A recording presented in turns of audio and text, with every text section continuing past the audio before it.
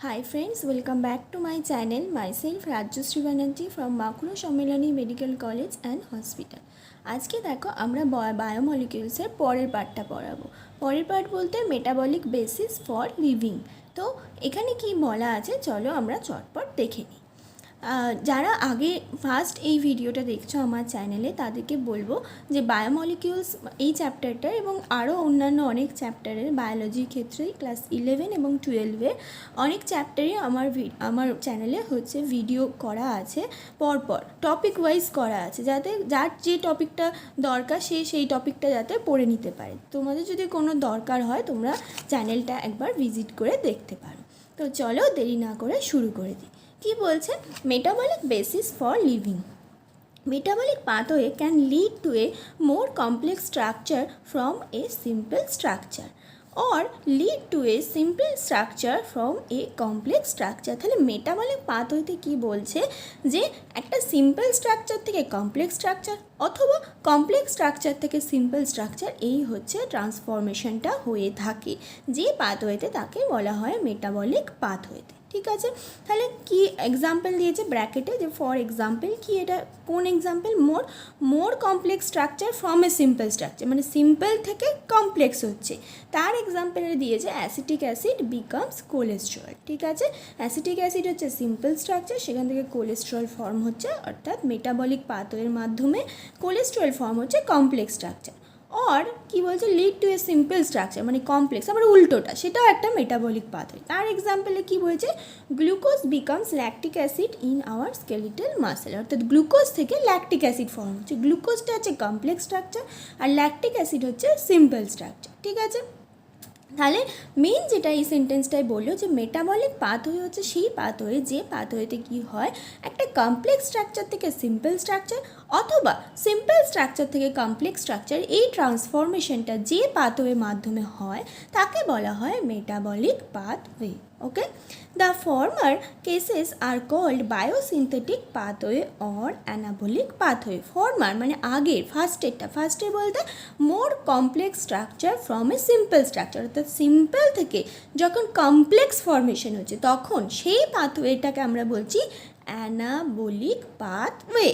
The latter constitute degradation and hence are called catabolic pathway. later মানে complex থেকে যখন simple হচ্ছে তখন তাকে ক্যাটাবলিক পাথওয়ে বলছি। তাহলে সিম্পল থেকে মানে দুটোকেই বলা হয় মেটাবলিক পাথওয়ে, বাট একটা নাম আছে, যখন সিম্পল থেকে কমপ্লেক্স হচ্ছে তখন অ্যানাবলিক, যখন কমপ্লেক্স থেকে সিম্পল হচ্ছে তখন ক্যাটাবলিক। তো এটা গুলিয়ে যায় যে কোনটা কোনটা, তো এভাবে মনে রাখতে পারো। আমি এভাবে মনে রাখতাম যে কমপ্লেক্স স্ট্রাকচার থেকে যখন সিম্পল হচ্ছে মানে কি, কমপ্লেক্স স্ট্রাকচারটা মনে করো ভেঙে গেল বা কেটে গেল, মানে কমপ্লেক্স স্ট্রাকচার একটা বড় স্ট্রাকচার ছিল, সেখান থেকে কেটে কেটে সিম্পল স্ট্রাকচার তৈরি হলো, তো কেটে গিয়ে মানে ক্যাটাবলিক পাথওয়ে। তাহলে কমপ্লেক্স থেকে যখন কেটে গিয়ে সিম্পল স্ট্রাকচার তৈরি হচ্ছে সেই পাথওয়েটাকে বলা হচ্ছে ক্যাটাবলিক পাথওয়ে। তাহলে একটা আমাদের মনে রাখলেই অপরটা মনে রয়ে যাবে, যে তাহলে সিম্পল থেকে যখন কমপ্লেক্স হচ্ছে তখন তাকে, যখন জুড়ে গিয়ে তখন তাকে অ্যানাবলিক বলছি।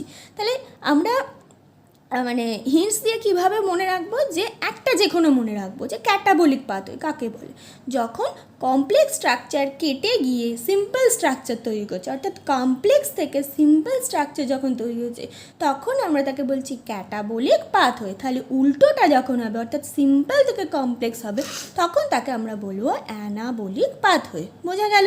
তাহলে আর এটা কিন্তু গুলাবে না, এটা কিন্তু কোশ্চেন আসে, মানে এটা কনসেপ্ট ক্লিয়ারের জন্য এটা আমাদের মনে রাখতে হবে। এটা তোমার লাইফে সব সময় এটা কাজে লাগবে, যে ক্যাটাবলিক পাথওয়ে কোনটা, অ্যানাবলিক পাথওয়ে। তো সব সময় মনে রাখবে ক্যাটাবলিক মানে কেটে যাওয়া, মানে কি বড় স্ট্রাকচার থেকে ছোট, অর্থাৎ কমপ্লেক্স কেটে গিয়ে সিম্পল, কমপ্লেক্স থেকে সিম্পল স্ট্রাকচার ক্যাটাবলিক পাথওয়ে। ঠিক আছে, উল্টোটা anabolic. Anabolic pathway as expected consumes energy.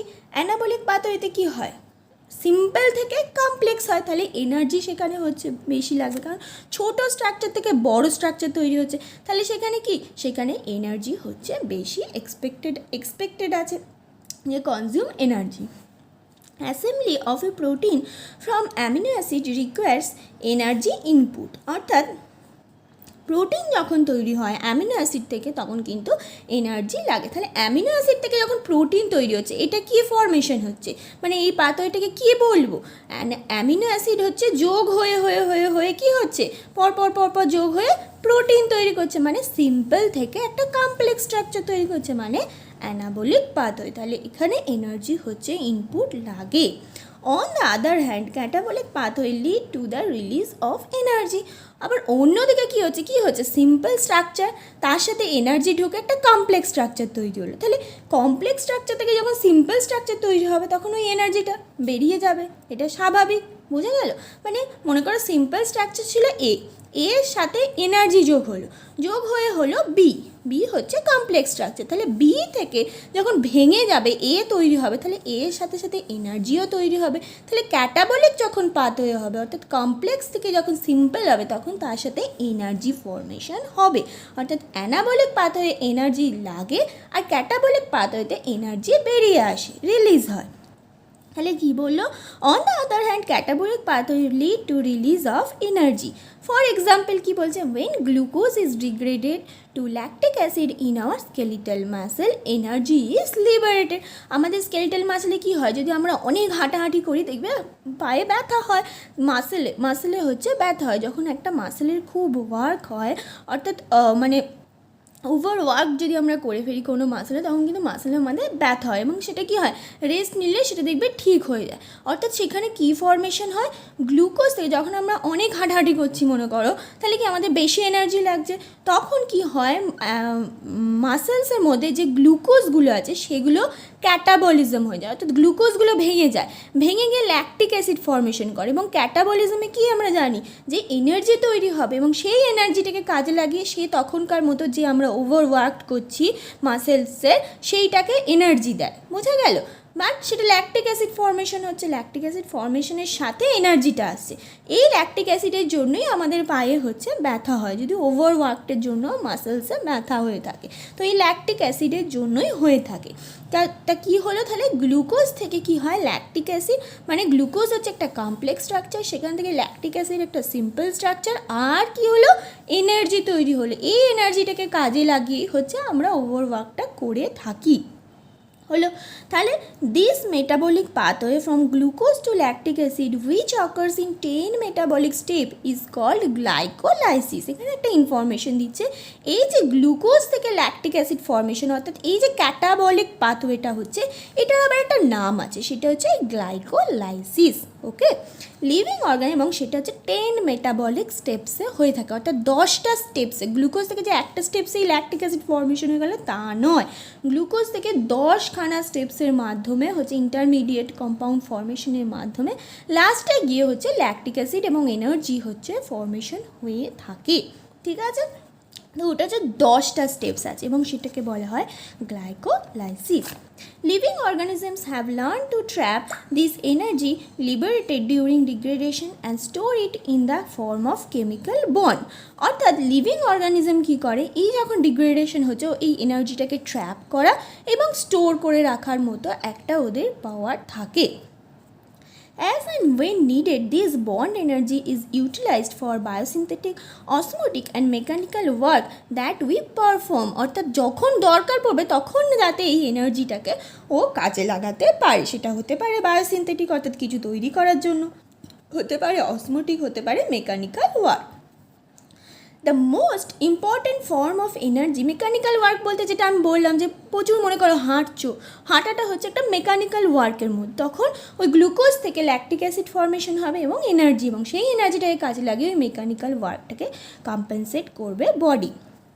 The most important form of energy currency in living system is the bond energy is a chemical called adenosine triphosphate, ATP. তাহলে এই যে বন্ডের মাধ্যমে যে এনার্জিটাকে হচ্ছে ধরে রাখছে সেই এনার্জিটাকে আমরা জানি এটিপি বলে, যেটার ফুল ফর্ম হচ্ছে অ্যাডিনোসিন ট্রাইফসফেট। অর্থাৎ যখন একটা ক্যাটাবলিক পাথওয়ে হচ্ছে তখন একটা কমপ্লেক্স স্ট্রাকচার থেকে একটা সিম্পল স্ট্রাকচার প্লাস এনার্জি তৈরি হচ্ছে। এই যে এনার্জিটা একটা বন্ডের মাধ্যমে সেটার একটা স্ট্রাকচার আছে, সেটাকে আমরা বলছি এটিপি, অ্যাডিনোসিন ট্রাইফসফেট। এই ফর্মে এনার্জিটা হচ্ছে স্টোর থাকে বা সেটা একটা কাজে লাগে। How do living organisms derive their energy? What strategies have they evolved? How do they store this energy and in what form?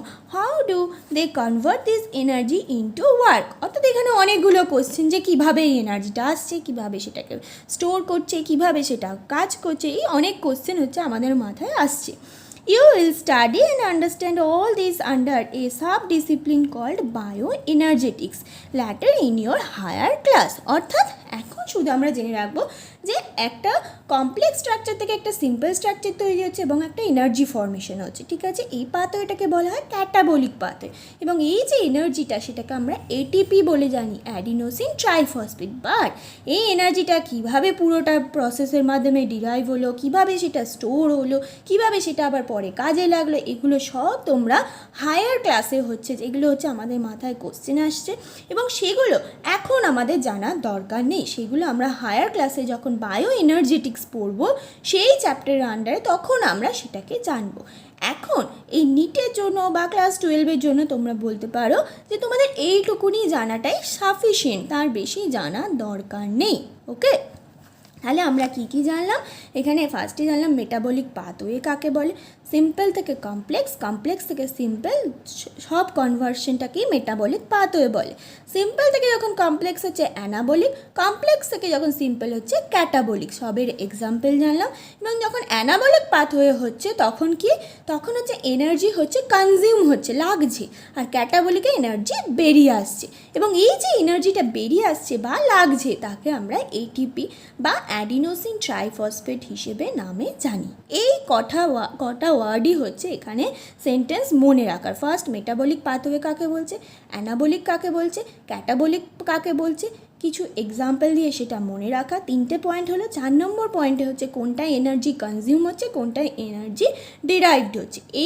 এই 4টে পয়েন্ট হচ্ছে আমাদের জানা। যদি তোমাদের মনে হয় তো এই 4টে পয়েন্ট তোমরা লিখে নিতে পারো যে মেটাবলিক পাথওয়ে কাকে বলে, ক্যাটাবলিক পাথওয়ে কাকে বলে, অ্যানাবলিক পাথওয়ে কাকে বলে। মেটাবলিক পাথওয়ে কিন্তু দুটোকেই বলে, ক্যাটাবলিক এবং অ্যানাবলিক। এভাবেও কোশ্চেন আসতে পারে যে মেটাবলিক পাথওয়ে কি ক্যাটাবলিক পাথওয়েকে বলে, না অ্যানাবলিক পাথওয়েকে বলে, না ক্যাটাবলিক প্লাস অ্যানাবলিক পাথওয়েকে বলে, না নান অফ দিস। তো তখন সি এর অপশনটা ঠিক হবে যে ক্যাটাবলিক এবং অ্যানাবলিক দুটোকেই কিন্তু মেটাবলিক পাথওয়ে বলে থাকে, ঠিক আছে। তো metabolic pathway first point, second point catabolic pathway কাকে বলে, থার্ড পয়েন্ট অ্যানাবলিক পাথওয়ে কাকে বলে, আর ফোর্থ পয়েন্টে কোনটা এনার্জি কনজিউম হচ্ছে, কোনটা এনার্জি ডিরাইভ হচ্ছে। বাস এই কটাই মনে রাখতে হবে। আর এনার্জি ফিফথ পয়েন্ট যেটা, যে এনার্জি যেটা ডিরাইভড এবং কনজিউম হচ্ছে তাকে কী নামে বলা হয়, সেটা হচ্ছে এটিপি, অ্যাডিনোসিন ট্রাইফসফেট। তো এই টপিকের আন্ডারে আমাদের এইটুকুই জানার দরকার। তো আজকের ভিডিওটা এই অবধি রইল। পরের দিন আমরা দ্য লিভিং স্টেট পড়ব। কারো যদি কোনো অসুবিধা থেকে থাকে আজকের ভিডিও বা নিট রিলেটেড কোনো কিছু অসুবিধা থাকলে অবশ্যই কমেন্ট বক্সে লিখবে, আমি চেষ্টা করব রিপ্লাই দেওয়ার। Thank you, tata.